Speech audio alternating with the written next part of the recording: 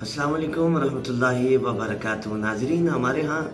نماز میں ایک بہت بڑی غلطی کی جاتی ہے۔ وہ غلطی یہ ہے کہ جب نمازی مسجد میں داخل ہوتا ہے اور وہ دیکھتا ہے کہ امام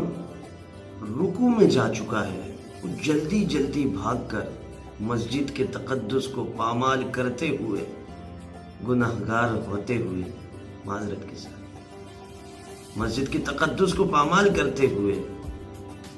وہ جب رکعت میں شامل ہونے کی نیت سے جلدی سے اللہ اکبر کہتے ہوئے ڈائریکٹ سجدے میں امام کے ساتھ مل جاتا ہے، لیکن بدقسمتی سے مسئلے کی جان نہ ہونے کی وجہ سے، لا علمی کی وجہ سے وہ نماز میں شامل ہی نہیں ہو پاتا،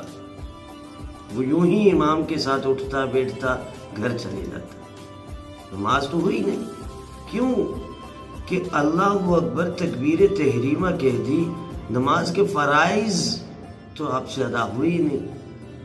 نماز کے فرائض سب سے پہلے تکبیر تحریمہ، قیام، قرات، رکوع، سجود،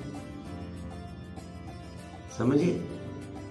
نماز کے فرائض کو پہلے دیکھنا ہے، ہمارے فرائض ہی چھوٹ رہے۔ اب امام کے ساتھ ہیں، جو قرات والا فرض ہے وہ امام نے ادا کر دیا، سو ہماری جانب سے بھی ادا ہو گیا کیونکہ ہم امام کے ساتھ ہیں، لیکن تکبیر تحریمہ اور قیام تو ہم پر فرض ہے، ہم نے صحیح طریقے سے قیام کیا ہی نہیں، بلکہ جو تکبیر کہی تھی اللہ اکبر کہتے ہوئے سجدے میں چلے، رکوع میں چلے گئے، تو وہ تکبیر تو رکوع کی ہوئی، قیام میں جو فرض تکبیر تھی، تکبیر تحریمہ نماز میں داخل ہونے کے لیے، وہ تو ادا ہی نہیں ہوئی، تو ہم تو نماز میں داخل ہی نہیں ہوئے۔ نماز میں اتنی دیر کھڑے ہونا جتنی دیر میں آپ فرض قرات اور تکبیر تحریمہ کہہ لیں، تو جناب قرات تو امام صاحب نے کر لی تھی کیونکہ ہم امام کی اقتداء میں جا رہے ہیں، لیکن تکبیر تحریمہ کھڑے کھڑے کہنا آپ پر فرض ہے، آپ نے وہ کہی نہیں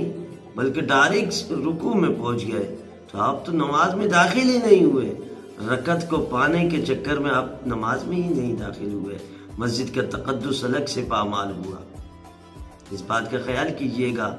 نماز کے فرائض و واجبات پر کڑی نظر رکھتے ہوئے نماز ادا کیا کریں۔ اللہ کریم ہماری نمازوں میں ہمیں خشوع و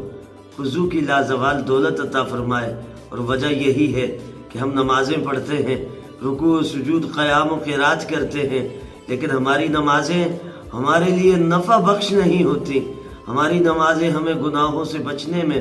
ہمارے لیے کرامت ثابت نہیں ہوتی۔ نمازی بھی پڑھتے ہیں، جھوٹ بھی بولتے ہیں، دھوکہ بھی دیتے ہیں، بدکاریاں بھی کرتے ہیں، طرح طرح کے آزمائشوں میں، گناہوں میں مبتلا ہیں، لیکن نمازی بھی پڑھتے ہیں۔ سوچیں کہ نمازوں میں کہاں کوتاہی ہے، جو اللہ کریم ہمیں ان نمازوں کے بدولت بھی ہمیں اس گناہوں کی دلدل سے بچا نہیں رہا، ہم بچ نہیں پا رہے۔ اور میری آپ سے ریکویسٹ ہے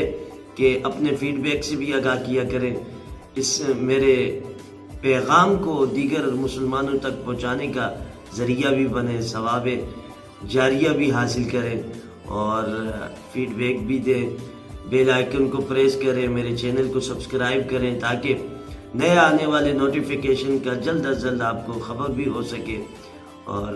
اگر ہو سکے تو لائک بھی کر دیجیے گا۔ دعاؤں کی درخواست ہے۔ السلام علیکم ورحمۃ اللہ۔